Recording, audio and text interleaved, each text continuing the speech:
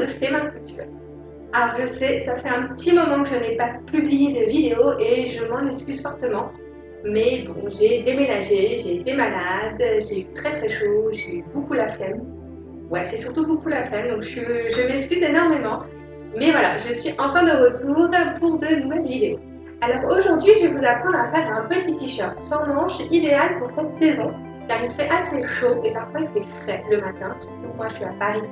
Des fois il fait assez frais le matin et très très chaud l'après-midi et c'est un peu compliqué de savoir comment s'habiller. Alors du coup, ce petit t-shirt va être idéal. Alors j'espère que mon tuto vous plaira et que vous allez en réaliser plein. Et surtout, il ne faut pas hésiter à me les montrer parce que j'adore voir toutes vos créations. Je vous laisse donc découvrir comment réaliser ce joli t-shirt et je vous retrouve à la fin de la vidéo.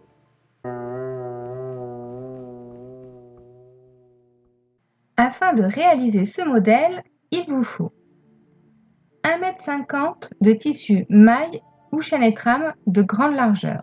Personnellement, j'ai pris du coton. 2 m de biais assorti, 1,50 m de cordon de votre choix, un perroquet, des épingles, une épingle à nourrice, des ciseaux papier et tissu, une règle, un stylo effaçable ou une craie, du papier patron et bien sûr votre machine à coudre.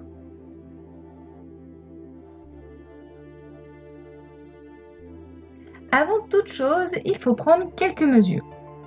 Il vous faut le tour de poitrine, le tour de hanche, elle se situe au niveau des poignées d'amour, la hauteur totale que vous souhaitez avoir, la hauteur de votre tête et enfin le tour de tête au plus large. Notez toutes ces mesures sur un papier et ajoutez 10 cm à la poitrine et aux hanches et 5 cm à la hauteur de tête et au tour de tête. Dernière étape, divisez les mesures de poitrine et hanches par 4. Vous aurez comme ça les mesures de demi devant et demi dos. Maintenant que les mesures sont prises, la création du patron va pouvoir commencer.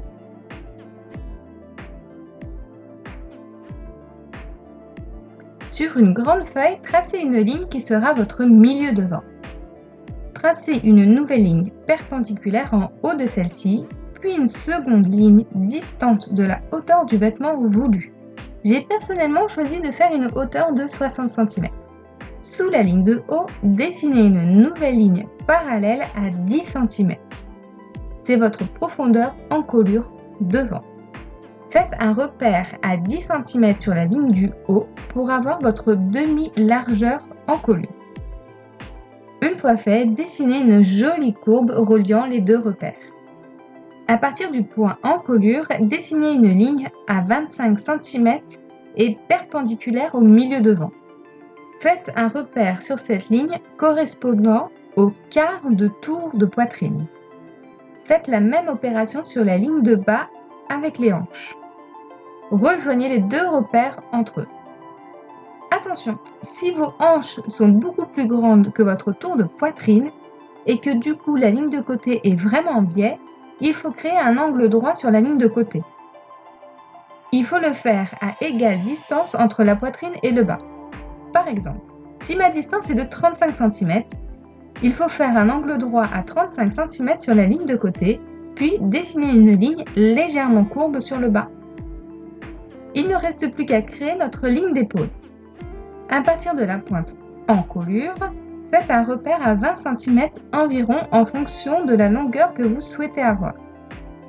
Descendez à 5 cm en dessous de la ligne, puis dessinez une ligne légèrement courbe à partir du milieu d'épaule. Dernière étape, fermez la porte par une ligne droite. Si vous souhaitez que votre ligne d'épaule soit uniquement de la longueur de votre épaule, soit environ 12 cm, il faut que vous baissiez la ligne de 3 cm et que vous dessiniez une ligne droite. Pour fermer la forme, par contre, il ne faut pas partir en ligne droite, mais en ligne courbe qui ressemble un peu à un crochet. Partez légèrement en courbe vers le bas, puis faites un bel arrondi sur la fin. Le devant est maintenant fait. Il ne reste plus qu'à décalquer cette pièce et faire une profondeur encolure dos de 2,5 cm pour avoir notre corps dos. Il est temps de passer à la capuche. tracez une ligne perpendiculaire, puis décalquez l'encolure devant et la ligne d'épaule. Tracez une ligne passant par le point d'encolure. Dessinez une ligne bien perpendiculaire à la dernière, puis décalquez l'encolure dos. Mais attention, les deux pointes d'encolure doivent être impérativement collées. Mesurez la longueur encolure dos et devant. Notez cette mesure de côté. Sur le milieu devant, faites un repère au milieu de la profondeur encolure. Faites la même chose sur le dos. Enfin, faites un dernier repère à 2 cm de la pointe encolure sur la ligne d'épaule devant.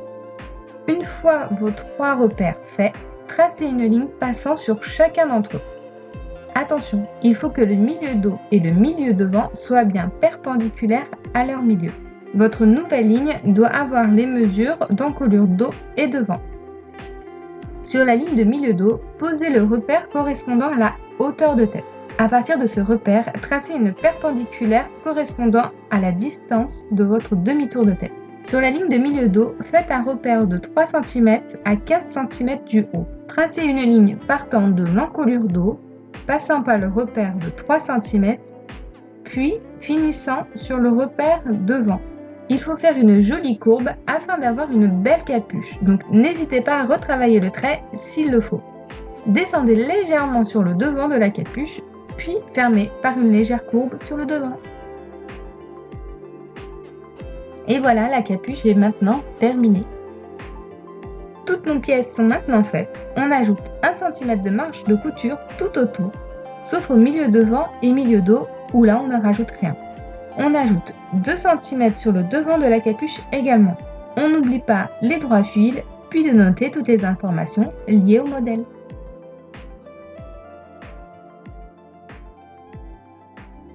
Avant de passer au montage, il faut bien entendu couper nos pièces. Nous avons besoin de nos dos et devant une fois au pli et de 2 fois la capuche. Pliez le tissu en 2 de chaque côté et calez le devant et le dos sur les bords repliés. Attention, si vous utilisez un tissu à carreaux ou à rayures, il faut bien raccorder le motif en alignant bien les pièces l'une en face de l'autre. N'hésitez pas à suivre la même ligne par exemple. Une fois les 2 pièces coupées, on plie en 2 le reste du tissu et on pose la capuche. Le montage est assez rapide et simple sur ce modèle. Cependant, n'hésitez pas à prendre votre temps si vous avez des doutes. Dans un premier temps, on surjette tous les bords. Posez votre devant endroit sur votre dos et assemblez ensemble les lignes d'épaule, puis les lignes de côté jusqu'au cran d'emmanchure. Une fois ces coutures faites, on peut faire l'ourlet au choix, simple ou double. Pour les emmanchures, c'est comme vous le souhaitez. Soit vous faites un ourlet simple, soit, si vous le souhaitez, vous posez un biais que vous rabattez par la suite. Si vous décidez de faire un ourlet simple, vous n'aurez besoin que de 1,10 m de biais en fourniture au lieu de 2 m. Passons maintenant à la capuche.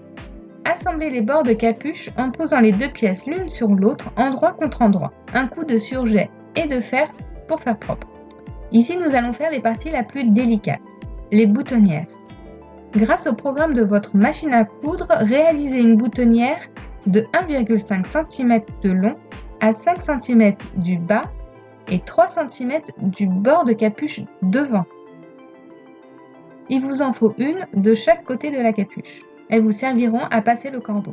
Avant de les faire, je vous invite à faire des essais avant sur des chutes de tissu. Il faut maintenant passer à l'ourlet du bord de la capuche. Pour faire une belle finition, nous allons d'abord poser un biais en sandwich tout autour du bord devant. Une fois fait, et à l'aide du fer, marquez un ourlet de 2 cm. Aidez-vous du stylo effaçable si besoin. Une fois fait, faites une couture à 2 mm du bord du biais. Et si tout se passe bien, vous venez de créer le tunnel pour le cordon. Le modèle est presque fini. Il faut maintenant assembler la capuche au corps en coïncidant bien tous les crans entre eux. Les milieux dos, les épaules et le devant. Et enfin, pour faire propre, je vous invite à poser un petit biais sur l'encolure dos. Et voilà, le modèle est entièrement fini. Il ne restera plus qu'à insérer le cordon dans la capuche.